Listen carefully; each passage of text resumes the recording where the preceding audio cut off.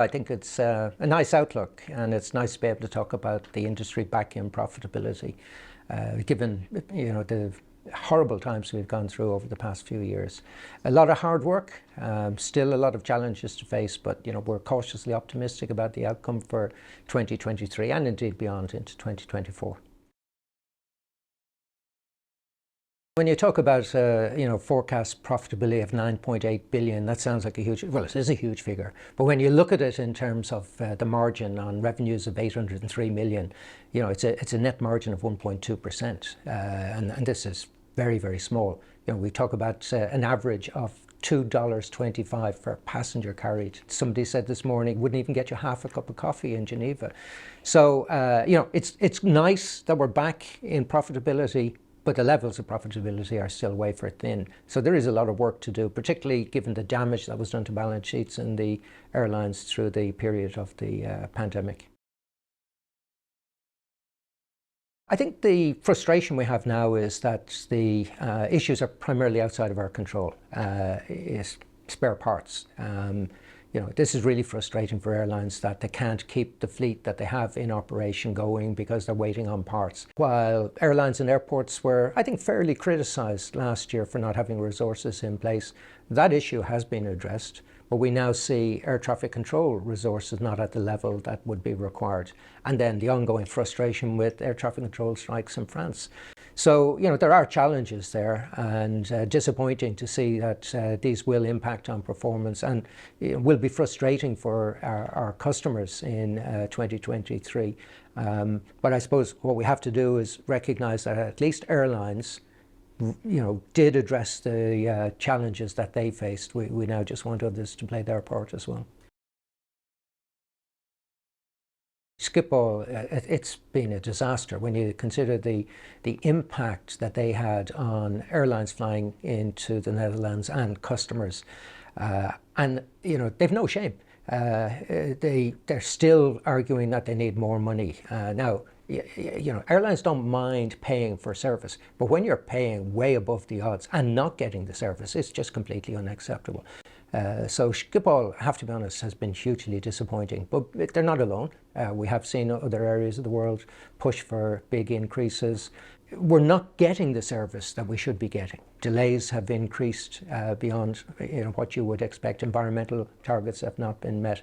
So very frustrating for us to have to encounter these increases. We've got to call them out. We've got to shine the spotlight on the people who aren't performing, and we've got to continue to encourage governments to recognise that in these cases strong economic regulation is required. We don't see competition between airports. They act as monopolies or quasi-monopolies. We don't see commercial behaviour that you would normally see.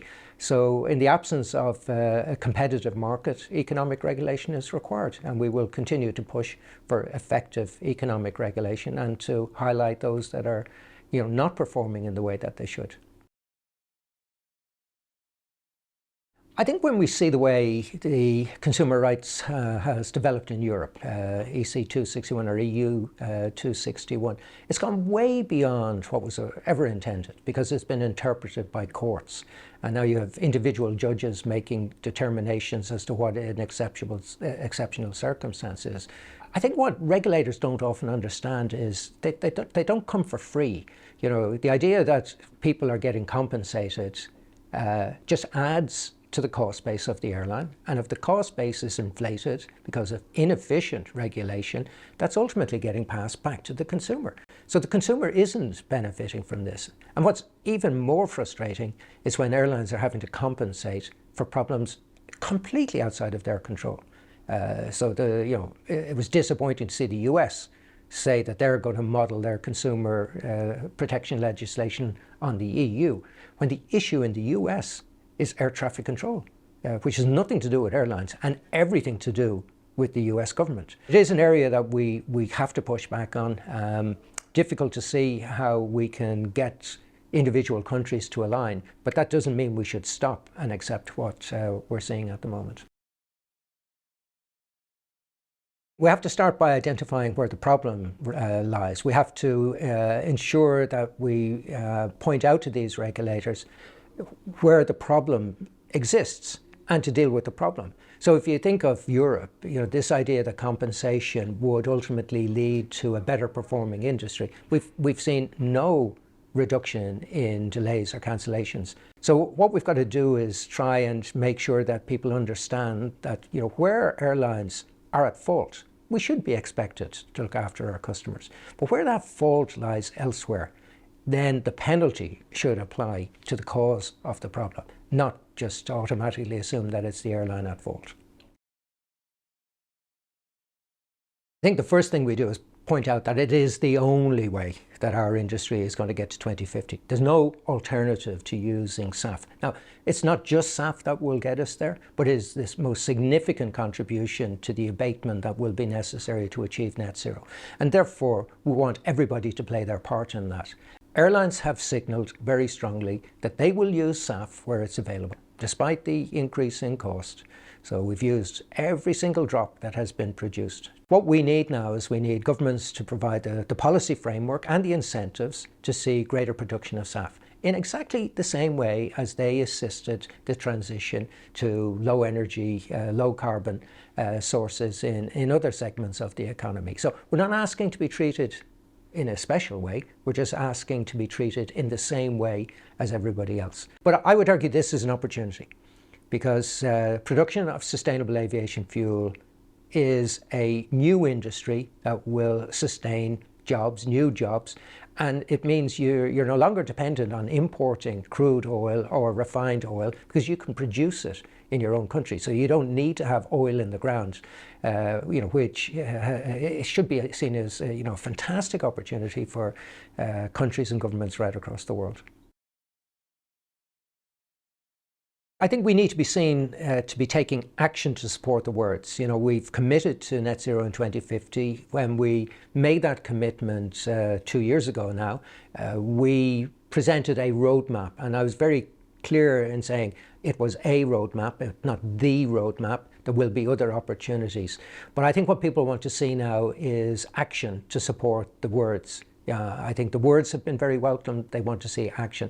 And therefore, we need to be able to measure the progress that we're making. And in measuring the progress, we need to be able to identify what more can be done and who needs to do it. It's not just about airlines.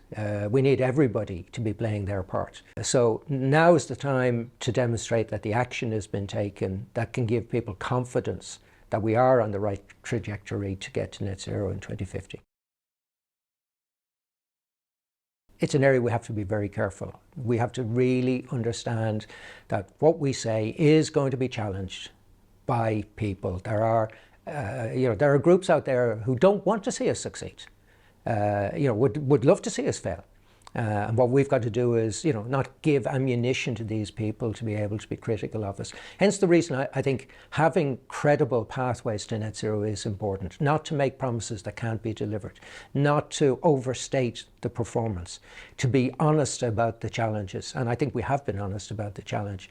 And to make sure that the words we use that we're careful in our choice of words, that we can't be accused of misleading consumers or regulators. And therefore, it's a new area, but I think airlines are becoming much more aware of the responsibility that they have in relation to this. I'm really pleased with the progress that we're making, and it just demonstrates, what gets measured gets done. So we've got to continue on the path to not just meeting the target that we set for 2025, but hopefully to exceed that, and then look at what the next target is. The job is not done.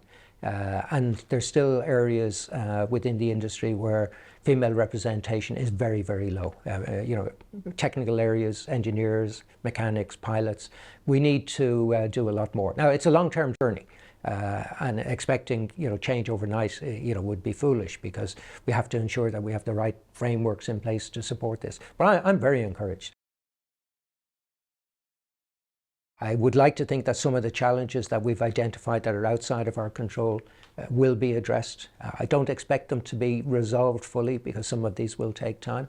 I would like to see, and I believe we will, progress on the road to net zero in 2050, much greater understanding and awareness of what it is we need to do but importantly, what everybody else needs to do to ensure that the industry can be successful.